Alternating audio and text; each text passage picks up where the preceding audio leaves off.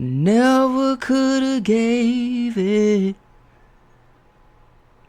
Never would have gave it. No, not you. It's that Marvin Sapp holding a church hostage, allegedly, for 40 bands. See what he's talking about. Close the doors for me for a quick moment. I want everybody to remain standing quickly. How many of y'all really received something from the word of the Lord tonight? Listen, when you study scripture, you will notice that whenever God did something in the lives of the patriarchs of old, the patriarchs would pause, they would set up an altar, and they would offer up sacrifice. I asked each and every one of you how many of y'all received something from the word of the Lord. Everyone in this place said these words, I did. Because of your acknowledgement of what God did in word, there is an obligation that is attached to that acknowledgement. In biblical days, they offered livestock, grain. That was a type of currency. Note, if you will, I did not say money. I said currency. And this is what God is saying. This remind me of like a scripture that say, when I came to you, I didn't come to you with eloquent speech. And then he said, I didn't come to you with wisdom of words, or the wisdom of men, but with the power. But I showed the power of the Spirit of God, or something like that. It's, I'm paraphrasing, but this sounds like what he doing. You know, using wisdom, you know, eloquent speech, wisdom of words, like, you know, playing with words, trying to, you know, sound deep or something like that. You know, this is what God's saying. This is what he's saying. Like, this is what this sound like. Trying to, you know, and it also said with words of enticement, like trying to draw these people in, you know what I'm saying, to get them to do something for them. That's what that sound like. For at least 1,000 of you in the building. And this is simple. I think that's in First. I'm not going to challenge you the way Bishop did. But I know that there's 1,000 individuals under the sound of my voice that can do what I'm about to challenge you all to do. This is simple. 1,000 people giving what I'm about to challenge. Look at the people in the background, they faces, they just look like so serious and just appalled. Like he just being so deep right now. They just like, oh, this is so good. It's crazy. Will be $20,000. 1,000 people giving what I'm about to challenge you all to do. You know what? Will be $20,000. You know what? Everybody in the background, they in on it. They got to be in on this. That's what it is. They in on this. Now, for those of us who are on the dais, I'm taking you higher, so put it back. I'm a strong believer that leaders lead not only in time, not only in talent, but also in treasure. Leaders lead in time, talent, and treasure. I was taught a long time ago that it costs to sit up here. Well, maybe there's 1,000 of you. I said close them doors. Ushers, close the doors. Close the doors. Close the doors. We all gonna leave together. Y'all ain't going no place but to the restaurant. Wait a minute.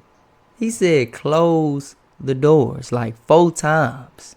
In the beginning when it started, he said close the doors. So they still ain't closed the doors.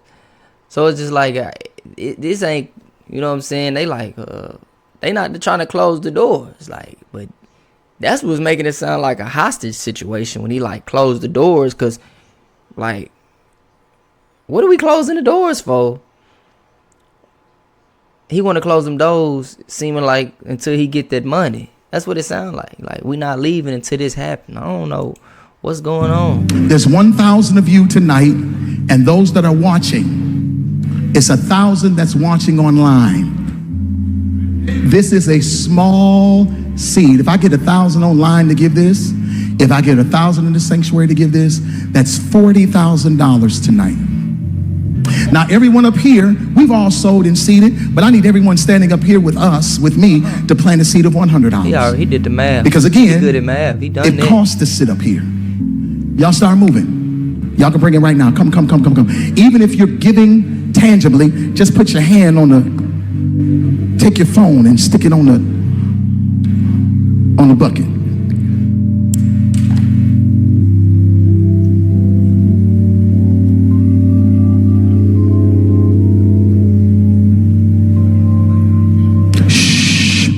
Giving is worship. Giving is worship. 1,000 people online need to give $20. This is easy, saints. This is an easy miracle. We should be able to raise $40,000. That's not considered a miracle in my eyes. Maybe in his, I don't know. I guess it is like a quick robbery. That's a miracle, clean getaway. Come on with 40K, and I don't know how many minutes, 4 minutes. Well, they didn't try to chop this video up, but he came over 40K in one night. That is a miracle. Tonight, just from y'all giving. I'm about to go get in my truck. I'm going to my hotel. I got me some fruit. I'm doing fruit now. Fruit and water. I'm trying to look at us. Yeah. Now after you come up here, you can open the doors. Y'all can walk out the door after you come up here. But make sure you come this way before you go out the door. That's it. Look at God. Look at what God has done. Hallelujah. Hallelujah. I'm good. I'm out. Peace. So this right here is this is some things that I'll be talking about. Like, first of all, what is he raising 40K for? Is this his church? I think this is church. I don't know. He said he's going back to his hotel. Maybe he's speaking at this church. But this is a big, nice church. Like, of course, biblically, we know that if you preach the gospel, you should be able to live of the gospel. This is what the Bible says, But 40K, what do you need this 40K for? Maybe I gotta find the whole sermon. It's hard to find because they didn't just tow up the internet with this one little clip. But what is he using with the 40K for? And my thing is with churches, these big churches, like, I feel like when you open a church, once you get to a certain level, you get to a certain height in ministry, you shouldn't even need tithes and offerings no more. That's when you should be really giving back, to the people, serving the community for real. You shouldn't be depending on these people in the congregation to give you money for a cause. Why don't these tithes and offerings these churches make every week? They might be making this 40K. If they ain't making that a week, they making that at least about a month. These big mega churches, they making that at least a month, if not every week. Why they not taking that and investing it? You know what I'm saying? I seen in the background, he had the stuff in the background. He had one that said Paul Inc. Paul Incorporated. He got a corporation. Like, what's up with that corporation? Like, you know what I'm saying? Like, you got business accounts. I'm seeing that. You got a business account. It's got inc.org. So that means he might have he might also have a 501c3 with it. He got a nonprofit with it. So he laundering the money. He sending the money through the business, taking it through the nonprofit.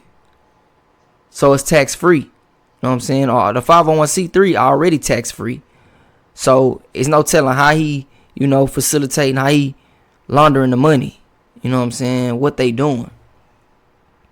And if they already got a corporation started, it's funds that they have access to within that. The 501c3, they got free grants within that already. Plus the corporation, you got loans, grants already in that. You got your business credit going. Like you got y'all, you facilitate. You getting the money. You getting the money, and then you still asking these people in the congregation for money, $40K, and then you telling people. That's what the thing is. When you tell the people what to give, that's crazy. That's crazy. You can give $20. You can give $100,000. You can give $1,000. Don't tell me what to give you. They could, somebody in the congregation could have called the police, and this could have been a hostage situation, and they could have sued him and got some money. Like, come on, bro. Come on. How you gonna tell me what to give? Tell me, y'all can come on, give it. Like, and they really giving the money. That's why I say never would have paid it and never would have gave it. No, not to you. That's crazy. Come on, bro. Come on, man. And then it's just like, they making all this money every month, these churches, these big churches. Why they don't start businesses with this money? You know what I'm saying? Buy real estate to be able to support the church. Start businesses, open apartment complexes. The members can work at the businesses. The members can can live in the homes that they might have. And all of the money can flow through the church. It can all flow through. You know what I'm saying? It's flowing through the people, back to the church, all the way. Everything is supporting itself. The church is supposed to be, you know what I'm saying, the pillar. It's supposed to be the power, the strength of the community. You know, but what they doing, they raping the community. You know what I'm saying? That's what it seemed like with this type of stuff. You know, and he's so adamant about this 40,000. We can get 40,000. We can do that right now. Like, why do you need 40,000? Why you don't have that already?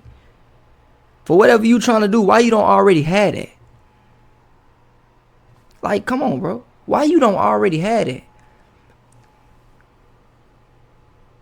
This man had like one of the biggest hits ever in gospel history. Still to this day.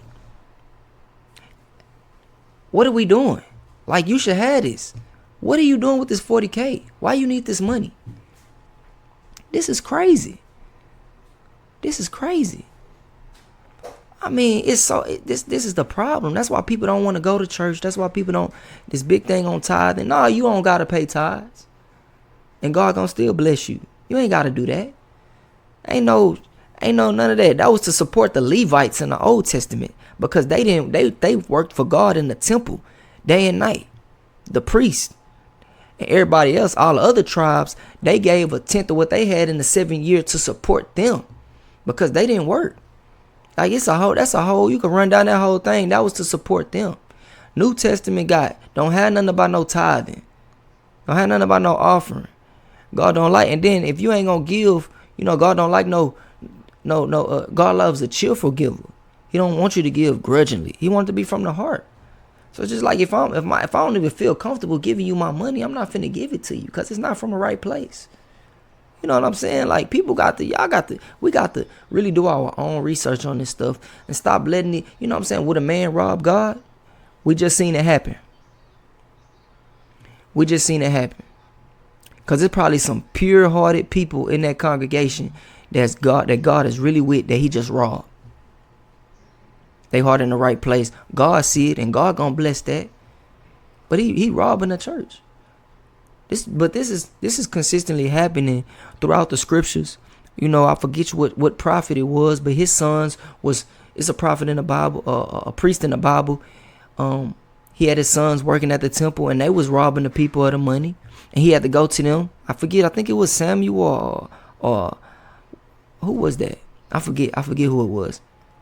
But he had to go tell his sons, like, don't you know that God is a God that looks at the heart? And he sees everything in your heart, and he's seeing what you do. Because you know what they was doing with the money? They was going partying with the money, doing all kind of foolishness with it. Like, this is just terrible, man. Like, people got to really go study, you know what I'm saying, and stop going to church and trusting and trusting the pastor to give you a word from God. You can get your own word from God. You can spend your own time with God. You know, this is crazy, man. Come on, you're not finna tell me how much money I'm about to give you. I'm not giving you nothing. I would have got up and walked up out of there. Hopefully I wouldn't have said nothing to him. I'm not finna give you no money. I'm walking out. Doors closed. We finna fight if I can't get up out of there. Closing the door on me? Are you serious? What we finna do? You're not finna try to manipulate me you're not finna try to manipulate me with the word of God, weaponizing it. That's why they didn't let slaves read. Because if they read for themselves, they was gonna be empowered. They was gonna find out how free they was, and they was gonna rebel. That's why there was a harsher punishment for a slave to learn how to read the Bible. Not just learn how to read, but at the Bible you'll get punished more. Cause they know he gonna find out. They might find out that we're lying to them. So what we gonna do is not let them learn how to read, and then we gonna manipulate the interpretation at the same time to confuse them, and so they can't come to the truth. That was just all a tactic, and this is what's going on still to this day, but in a different way. They still manipulating the people. Because they say, well, my people perish for a lack of knowledge. We don't want to read. We don't want to learn and seek God for our own. So this is the type of stuff that happens. This man shouldn't even be able to stand up there and confidently say that like that. The whole church should have been able to look at him, the majority at least, look at him and say, no, we're not giving nothing. Get off the stage. Put the mic down. Get out of here. What are you talking about? Let's pray for him. Your heart in the wrong place. It's wild. Marvin Sapp, man. Never could have gave it.